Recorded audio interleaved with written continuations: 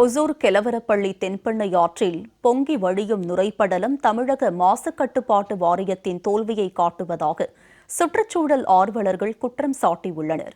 தமிழக மாசு கட்டுப்பாட்டு வாரியத்தின் அலட்சியத்தால் மாசடைந்து வரும் தென்பெண்ணை ஆறு குறித்து விவரிக்கிறது இந்த செய்தி தொகுப்பு.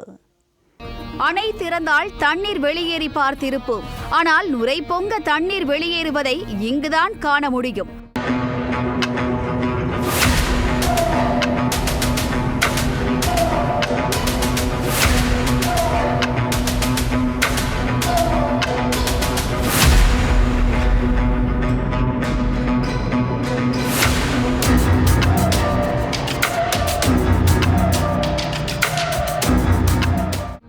கிருஷ்ணகிரி மாவட்டம் ஓசூர் அருகே உள்ளது கெலவரப்பள்ளி அணை.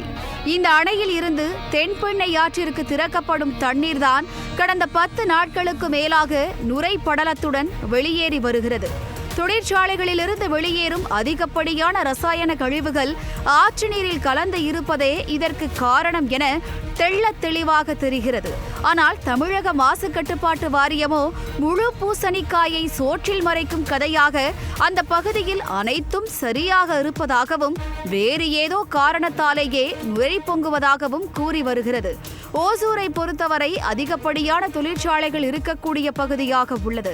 அங்குள்ள ரசாயன ஆலைகளிலிருந்து வெளியேற்றப்படும் கழிவுகளே நுரை பொங்குவதற்கான காரணம் என அப்பகுதி மக்கள் குற்றம் சாட்டுகின்றனர். ஆனால் எவ்வித ஆய்வுகளையும் மேற்கொள்ளாமல் அனைத்தும் சரியாக இருப்பதாக தமிழக மாசு கட்டுப்பாட்டு வாரியம் கூறி வருவது அப்பகுதி விவசாயிகளையும் பொதுமக்களையும் அதிருப்தி அடைய செய்துள்ளது.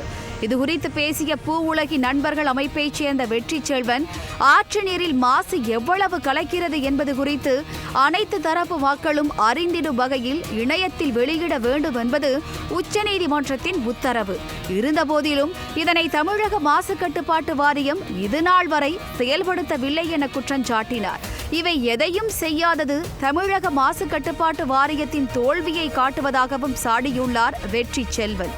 ஒசூர் பகுதியில் இருக்கக்கூடிய இந்த தென்பெண்ணை ஆறு அதுக்கு குறுக்கால இருக்கக்கூடிய வந்துட்டு டேம்லேருந்து வரக்கூடிய தண்ணீர் வந்து பார்த்தீங்கன்னா பெரிய அளவுக்கான வந்துட்டு நுரைகள் வந்துட்டு இருக்கதா சொல்கிறாங்க.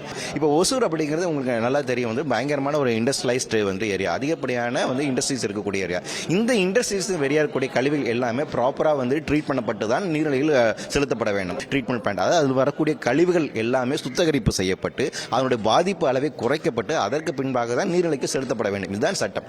இதை கண்காணிப்பதற்கான தமிழ்நாடு மாசு கட்டுப்பாட்டு வாரியத்தினுடைய வேற அவங்க வந்து பீரியாடிக்லி வந்து போகணும், அதை அப்சர்வ் பண்ணணும், அங்கே இருக்கக்கூடிய வாட்டர் சாம்பிளை கலெக்ட் பண்ணணும். கலெக்ட் பண்ணிட்டு அவங்க என்ன சொன்னால் இந்த தண்ணியில் வந்து எந்த அளவுக்கு நச்சு இருக்குது, எந்த அளவுக்கு ரெசிட்ஸ் இருக்குது, அதோட பிஓடி லெவல் என்னவா இருக்குது, அதில் இது உயிரினம் வாழ்வதற்கு தகுதியான இடமா இருக்குதா அப்படிங்கிற ஆய்வை வந்து மேற்கொள்ள வேண்டும். இது வந்து அவங்க பீரியாடிக்லியே வந்து செய்யணும். இந்த பிரச்சனை அதிகரிக்க தான் கூடும். எனவே இது வந்து தமிழ்நாடு அரசினுடைய மாசு கட்டுப்பாட்டு வாரியத்தோட தோல்வி என்று தான் நம்ம எடுத்துக்கொள்ள வேண்டும். அந்த நதியை பாதுகாக்க அவர்கள் தவறிவிட்டார்கள்.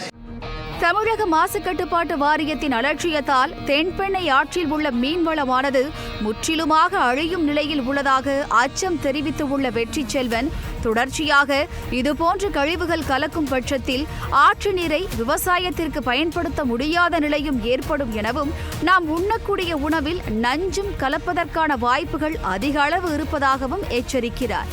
எனவே இதுக்கான உரிய முறைப்படியான ஆய்வுகளை மேற்கொண்டு எதன் காரணமாக இது நிகழ்கின்றது. இப்போ அந்த இடத்துல வந்து என்ன சொல்றாங்கன்னா, சில நபர்கள் அங்கே ஆய்வு செய்தவர்கள் என்ன சொல்றாங்கன்னா, அங்கே வந்து இப்போ மீன்கள் வாழ முடியாதுங்கிறாங்க. மீன்கள் வாழ தகுதியற்ற இடமாக அந்த நீர்நிலைகள் மாறி வச்சு அப்படிங்கிறாங்க. ஒரு அரசினுடைய கட்டுப்பாட்டில் இருக்கக்கூடிய ஒரு நதி, அதன் கீழாக இருக்கக்கூடிய ஒரு டேம், அதில் இருக்கக்கூடிய தண்ணிக்கே இதான் நிலைமை அப்படின்னா இது மிகப்பெரிய ஒரு ஆபத்து. எனவே இது வந்து பொல்யூஷன் கண்ட்ரோல் போர்டு மிகப்பெரிய ஒரு ஃபெயிலியர் அப்படின்னு தான் பார்க்குறோம். இதனால் இதுக்கு காரணமாக இருக்கக்கூடிய அமைப்புகளாக இருக்கட்டும், இண்டஸ்ட்ரீஸாக இருக்கட்டும், அது மேலே உரிய நடவடிக்கை எடுக்க வேண்டும். அந்த ஆற்றை வந்து மீட்டுருவாக்கம் செய்வதற்கு, அதை பாதுகாப்பதற்கான உரிய நடவடிக்கைகள் மேற்கொள்ள வேண்டும். மீண்டும் அங்கு உயிர் வாழுகின்ற சூழலை உறுதி செய்ய வேண்டும். ஆகவே இனிமேலாவது ஆற்று பகுதிகளை சுற்றியுள்ள ரசாயன ஆலைகளில் மாசு கட்டுப்பாட்டு வாரியம் உரிய ஆய்வு நடத்தி ஆற்றில் ரசாயன கழிவுகள் கலப்பதை தடுக்க வேண்டும். அத்துடன் ரசாயன கழிவுகளை கலக்கும் ஆலைகள் மீது கடுமையாக நடவடிக்கைகளை எடுத்தால் மட்டுமே நீர்நிலைகள் மாசடைவதை தடுக்க முடியும் என்பதே சுற்றுச்சூழல் ஆர்வலர்களின் கோரிக்கையாக உள்ளது.